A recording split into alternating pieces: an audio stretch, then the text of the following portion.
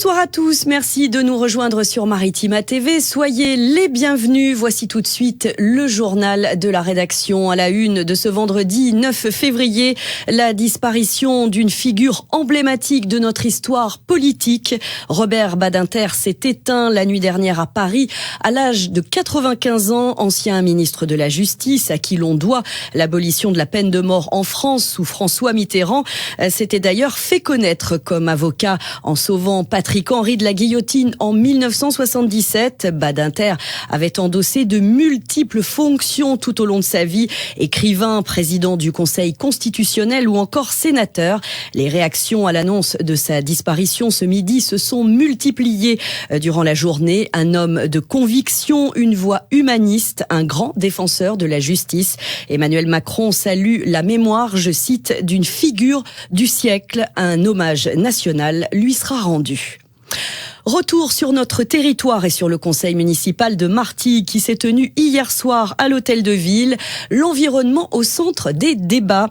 La ville mandate une association réputée nationalement pour étudier les endroits où nichent les chauves-souris dans Martigues. Un appel aux Martégots est d'ailleurs en voie d'être lancé pour contribuer à leur protection, pour lutter notamment contre les moustiques. La ville a émis un avis très négatif quant à l'arrivée des câbles électrique du futur parc éolien en mer sous la plage du Verdon. Il a été aussi question de déchets, des plastiques qui s'envolent du centre d'enfouissement du Vallon du Fou et de la collecte désastreuse des ordures en ville. Colère du maire de Martigues qui regrette la gestion de ces dossiers par la métropole. La bonne nouvelle, c'est l'obtention pour la 7e année consécutive du label 5 arrobase, la plus haute distinction attribuée par le label Ville Internet. Il récompense l'engagement de la ville de Martigues dans le développement du numérique, une distinction qui s'accompagne aussi du label Territoire d'excellence. Compte rendu complet de ce dernier conseil municipal martégal à retrouver sur notre site maritima.info. Et puis au passage, puisqu'on parle numérique, notez que Miramas maintient de son côté ses 5 arrobases au label Ville Internet et obtient la mention spéciale médiation numérique. Autre conseil municipal exceptionnel hier soir à la Phare-les-Oliviers pour désigner le nouveau maire. C'est Jérôme Marcilhac qui succède à Olivier Guiroux, décédé le 22 janvier dernier pour les 2 années restantes du mandat avec ses 8 adjoints. Le nouvel édile a obtenu 26 voix, la majorité absolue, au premier tour du scrutin. Aux côtés du public en nombre, plusieurs maires du pays salonnais ont assisté à cette élection à la salle Jean-Bernard pour soutenir l'ensemble des élus. Remaniement du gouvernement, ce qu'il faut retenir de la seconde série de nominations intervenues hier. Amélie Oudéa-Castéra, qui était sur la sellette, conserve sa position de ministre des Sports, mais quitte la tête de l'Éducation nationale. Elle est remplacée par Nicole Belloubet, ancienne ministre de la Justice. L'ex-garde des Sceaux sous le premier quinquennat de Macron était d'ailleurs passée par Martigues à l'occasion de l'inauguration de la Maison de la Justice en 2018, comme vous le voyez sur ces images. Frédéric Valletoux devient ministre délégué de la Santé. La Marseillaise Sabrina Agresti-Roubache conserve le portefeuille de la ville et de la citoyenneté. Le député de Salon, Jean-Marc Zulesi, pressenti à un moment donné, ne fait pas partie de la liste.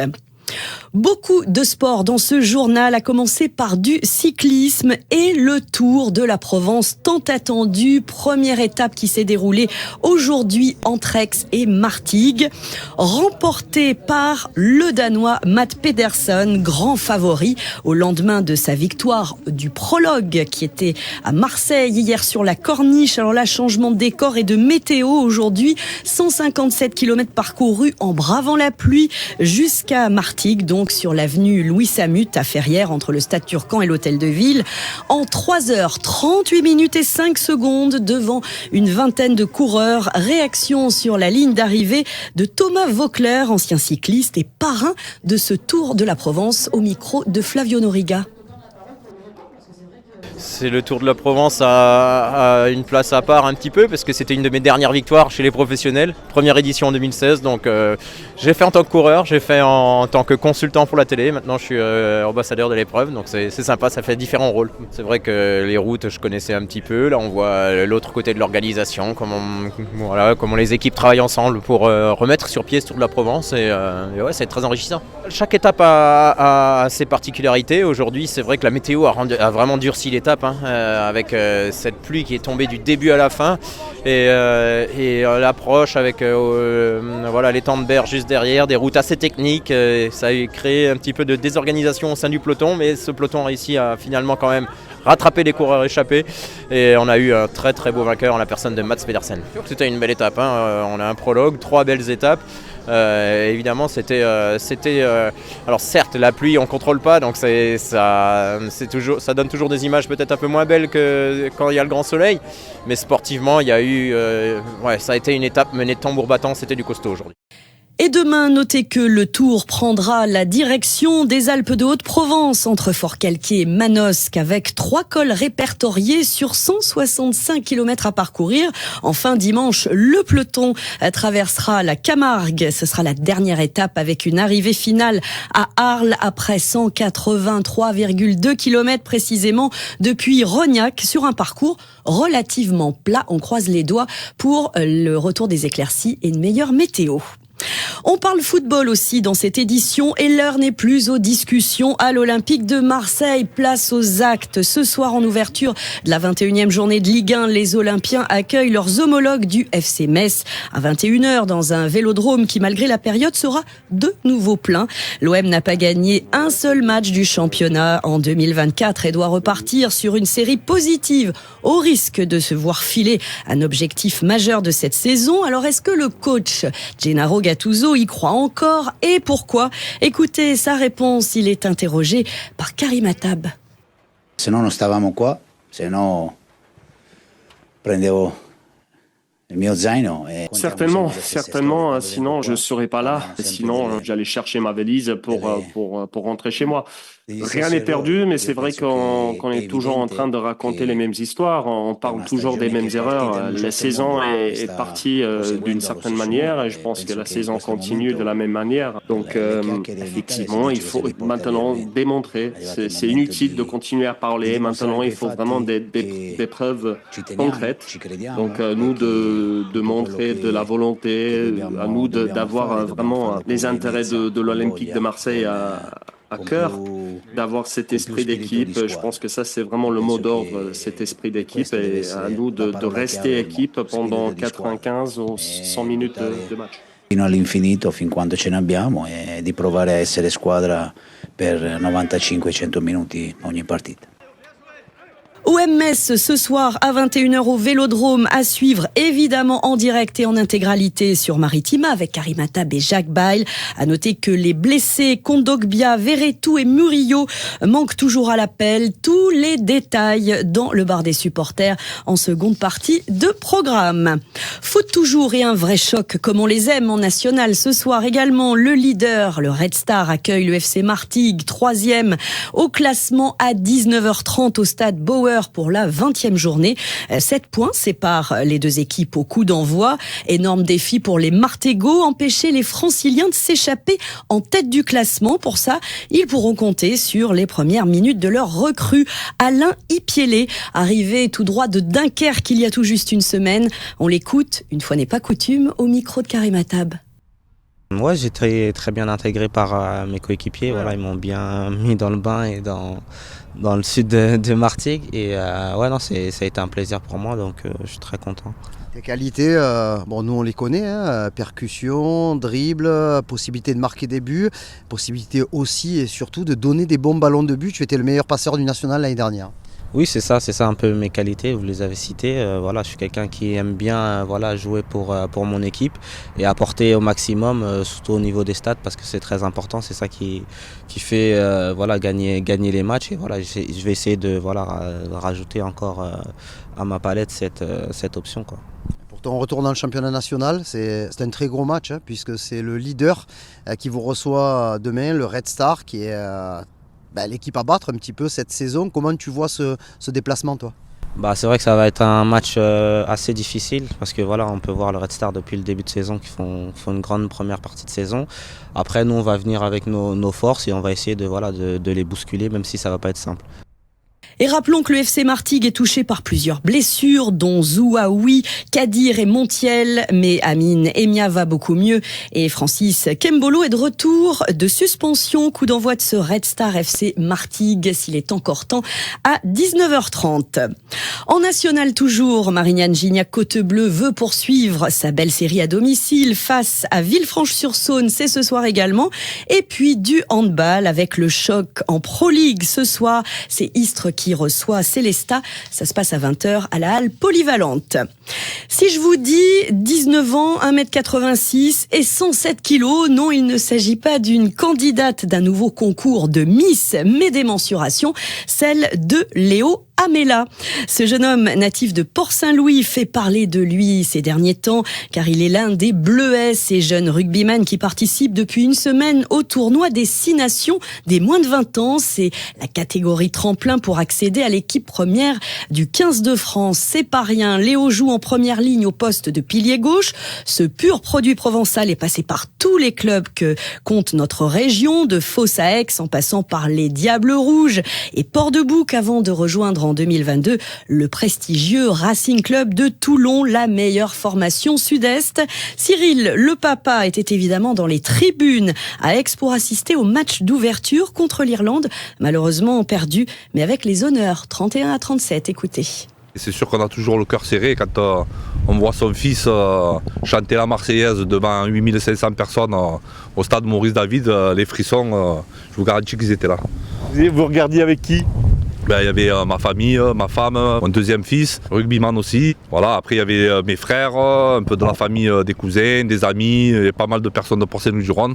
Et c'est une fierté aussi pour la ville. Comme on dit chez nous, c'est un enfant du pays et il y a pas mal de monde qui le soutiennent. Grosse émotion, j'imagine, pour le papa, maman et le petit frangin. Ah ouais, c'est une grosse émotion, c'est sûr que voilà. On sait que c'est pas donné à tout le monde, on sait le travail qu'il faut y amener pour arriver à ce niveau-là. Mais une fierté immense. Il a marqué des points ? Ouais, il a marqué des points, je pense. Ouais. Dans l'ensemble, une belle prestation.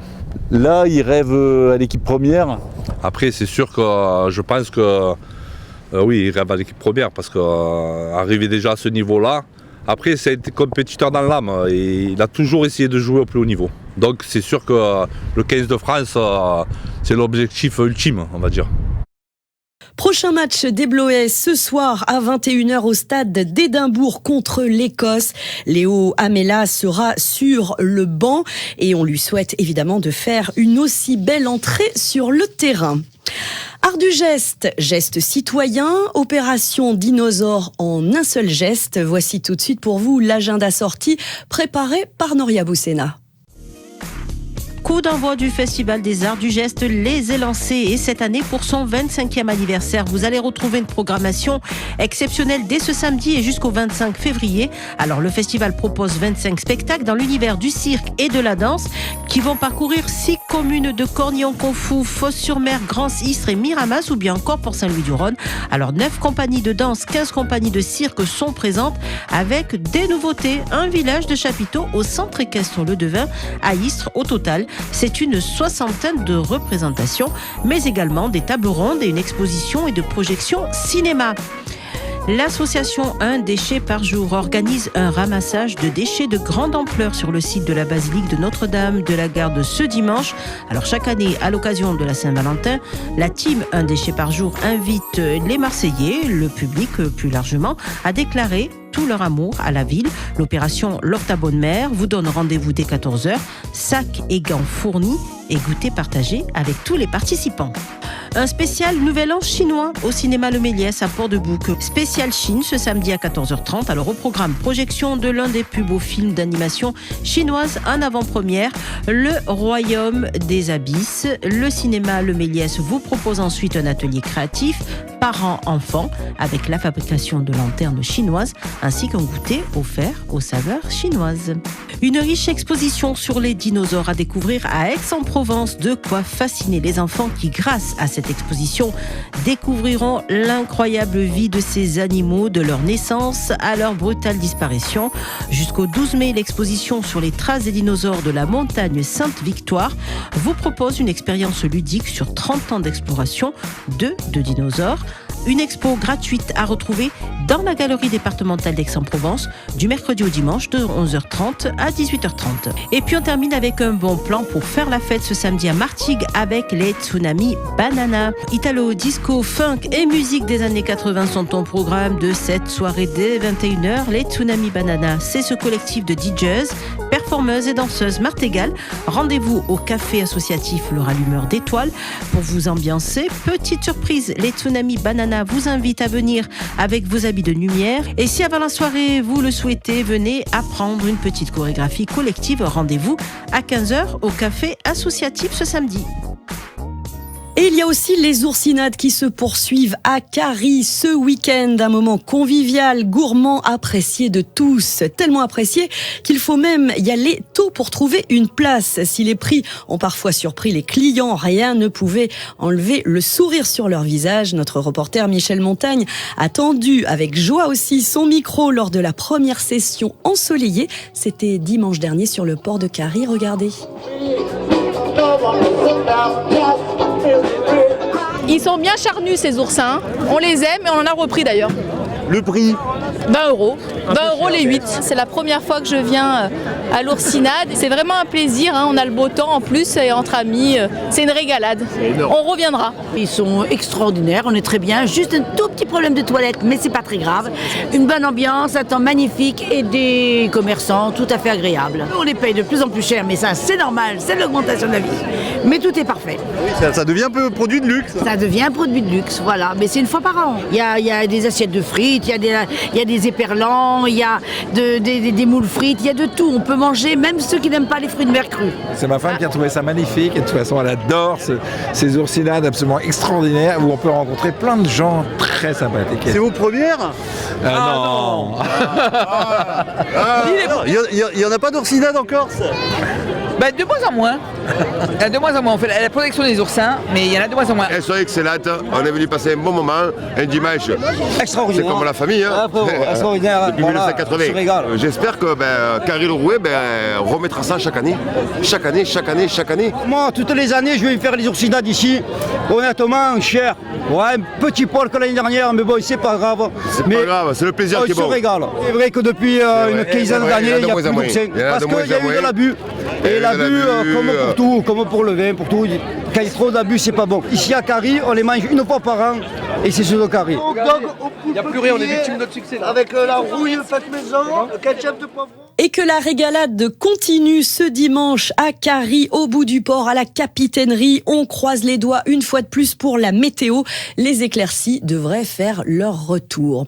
Justement, on parle météo, une alerte vigilance, épisode méditerranéen. Le détail, c'est tout de suite avec le bulletin et les précisions de Paul Marquis, notre partenaire de la météo du 13. Reste à vous souhaiter un excellent week-end sur Maritima TV.